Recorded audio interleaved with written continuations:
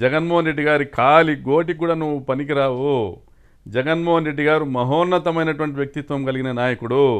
ఆయన పేదల పట్ల, రైతుల పట్ల, మహిళల పట్ల, విద్యార్థుల పట్ల అపారమైన ప్రేమ కలిగి వారికి సంక్షేమ పథకాల ద్వారా వారి కుటుంబాలను నిలబెట్టిన నాయకుడు. కోట్లాది మంది గుండెల్లో కొలువున్నటువంటి నాయకుడు. జగన్మోహన్ రెడ్డి గురించి మాట్లాడేటువంటి అర్హత నీకు కానీ, నీ కుమారునికి కానీ, నీ కుటుంబానికి కానీ ఎవరికి లేదు. మీరు నోటికి వచ్చినటువంటి అబద్ధాలు చెప్పి అధికారం లేకొచ్చి ఈరోజు ఏ ప్రజలైతే మిమ్మల్ని గెలిపించినారో వారి ఆస్తుల మీద మీరు కన్ను వేసి వారి ఇళ్లను కూలుస్తా, ఈరోజు రైతాంగాన్ని నడ్డి వీరుస్తా, హంద్రినీవా కాలువ లైనింగ్ కాంట్రాక్టు కమిషన్లను కొట్టి ఈరోజు రాప్తాడు నియోజకవర్గంలో కనీసం 1,00,000 ఎకరాలు బీళ్లుగా మారేటువంటి పరిస్థితిని తీసుకొని వచ్చి మీరు గత 10 నెలలుగా ఎన్నో అరాచకాలు చేసి, ఎన్నో దోపిడీలు చేసి, టమాటా రైతుల దగ్గర నుండి కూడా కమిషన్లు వసూలు చేసి మీరు చేస్తున్న అరాచకాలన్నీ ప్రజలకు తెలిసిపోయినాయి.